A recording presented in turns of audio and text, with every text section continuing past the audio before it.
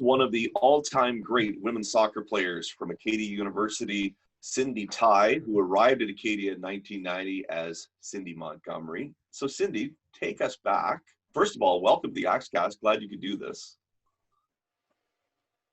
Yeah, thanks for having me.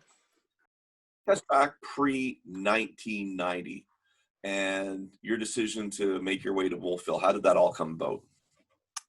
Sure. I was in at CEC in Truro, and I had attended a number of Legion leadership camps that was on campus at Acadia with my family at the time, and just sort of grew up on that campus. And Laura Saunders, of course, was there, and they were a powerhouse program at the time, and attracted me. The small school attracted me, and the power of the education, the program brought me there. It's interesting you talk about Acadia soccer being the powerhouse when it is. And I've always had this discussion about prospective student athletes and where their mindsets are in terms of, do you want to go somewhere that has a winning reputation, or do you want to go somewhere where you're going to help build a winning reputation? For you, it was about the winning reputation. I mean, I think there's a few factors in play. I really saw myself on a smaller campus. I think that was a big thing, and I had grown up on that campus through other really very good experiences I had. And I think too, I was looking for an experience where a lot of my really good friends actually went to Dalhousie, and a lot of my teammates, and which is a great choice as well. But I met a lot of new people at Acadia on campus. I hadn't played with a lot of them before, so you know, that combined with the strength of the program attracted me there. You know, you talked about, you know, the strength of the program, you know, making that decision. That was part of the decision to come there. But Acadia was a powerhouse during your 5 years. You were a conference all-star all 5 years that you were there, won other personal awards. Just talk about that whole experience under Laura's leadership and what you remember most about it. Laura, she taught me a lot. You know, you go through ups and downs when you come in as a new student athlete, and I was no different in that way. And I had a lot of natural ability. You know, I was a hard worker, but Laura taught me a lot about really what it meant to dig in, and pushed me into a leadership role. And when I came in, I felt more of a lead by example type of person, and she really pushed me to find my voice and step out of my comfort zone that way. So I learned a lot from her there in that program. Would you give her credit on maybe pushing you towards soccer as a career right now? Yeah, I mean, for sure. I mean, Laura is like, she just did everything at 1,000%. And I hadn't met very many people like that. And being in that time too, as a female coach of 2 programs, and it never like dawned on me that it would be a bit unusual to be a female in your career, like as a coach, because I had one, and she did it, and she did it really well, and she did it very passionately. Are there things for you, Cindy, in your 5 years at Acadia that jump out when you think back? I mean, it helped shape who you are and all that sort of stuff, but are there specific things, whether it's in the classroom, in the community, or on the pitch, like are there things that just jump out at you when you think back? Yeah, I mean, like definitely my first year we won the national championship there, and of course that's going to stand out in your mind as a performance thing. And I think I didn't get a chance to truly appreciate it because I was a first year student athlete and didn't understand, you know, all of the work that had gone into that prior to make that happen. I was happy to be part of that. There's people, you know, I remember too, like Don Wells was a big part of me being at Acadia, and I just remember his investment in the programs. He was always around, and he was willing, you know, to reach out whenever, you know, he needed anything. But there's a lot of the support staff there too that made a big impact on me in the classroom, because a lot of them I work with, like the Jim McLeods, I also, you know, had him in the classroom as well. So there's a lot of crossover there that was really helpful. You graduated in 1995, which would have been my first year working at Acadia. Yeah, way back. And I can retire in September of this year, so that's, yeah. But what happened between that time and 2001 when you started playing as a national team? Kind of that space where it's just And it's funny when people look at people's, bios and resumes, I'm always curious, and always curious to ask. And maybe it's a part of your life you don't want to Oh remember, yeah, but I guess what no, I'm trying to do is, it's how did fine. you get yourself to the national team and in that 2001 that team that year? Yeah, for sure. Well, that was a roller coaster too. I was, part of the sort of in and out in terms of training camps, and I was released and sent home. And when I left Acadia, I left behind, I thought, the chance to play with a national team, but I kept on playing competitively with my friends and club. And honestly, it just so happened that there was a coach changeover in the national team. We went to club nationals a number of times with that group. And he identified me, and I was 28, and I was like, I don't, I was teaching at the time, and it was a very different time in my life. But you know what, you take the opportunity, which I did, and I'm really glad that I did, because I met a lot of great people and changed my perspective too on the game, because I get to travel quite a bit and learn a lot more.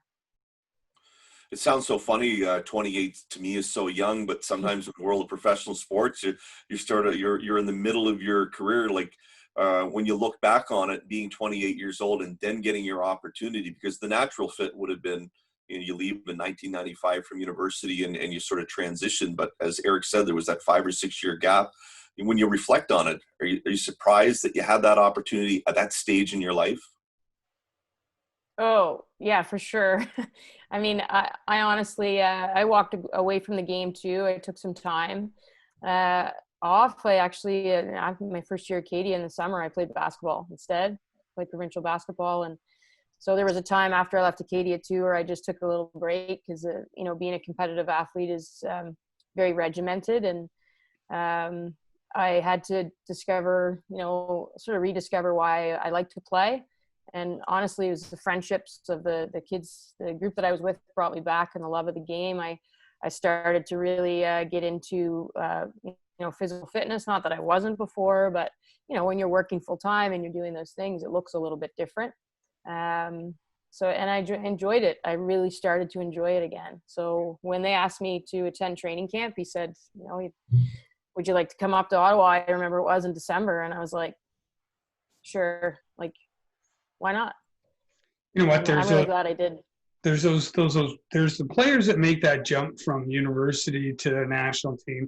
Then there's players like you, and this is the second or third time I've heard that similar story. And I think it's, I think that perseverance through that time that makes a difference for you to be on that team at 28 years old and a mature woman, or athlete. Yep. Because we were talking with Andrea Burke last week. Andrea, a rugby player, same thing. I asked her, What did you do between this time? And she persevered. She wanted to be in that position of being in a national program, and she did. So, for yourself, hats off to do that. Yeah, it's put a lot of miles on the feet there. That's for sure. Cindy, you're so well respected by, your former teammates, and obviously, youth that you coach, and both, in the community and at the university level, and such a mentor. You're part of the Nova Scotia Sports Hall of Fame, being inducted there a decade ago, and in the Acadia Sports Hall of Fame, and at home in the Truro Sport Heritage Society's honor roll. I mean, when you look at all these personal accolades, how much does it mean to you to know that you're going to be a mentor to so many young female athletes that want to play this sport? Oh yeah, I mean, it's huge. It's funny. I was reflecting. Of course, I'm spending a lot of time at home now with my kids, and we're talking about different pathways in sport and what it means to them. And so when I was growing up, I played in the boys teams, because there wasn't girls teams at the time until I was like, 13, 14, 15 years old. So I took me a long time to come to the fact that sport wasn't like, part of my life. It's like, it is my life. And I don't mean that in a dramatic way. I mean, just pretty much everything I've done has revolved around it. And all my friendships and education, all those things have revolved around sport. So if I can, help somebody see that there's a pathway in sport, as a female, whether it's an athlete or a coach or at another role, I'm happy to do that. I like to think that we've made these tremendous strides when it comes to females in any sports. And when you reflect on your growing up, playing youth, playing university in the early 90s, have we come as far as, I mean, I know there's a lot farther to go, but have we come as far as I think we have?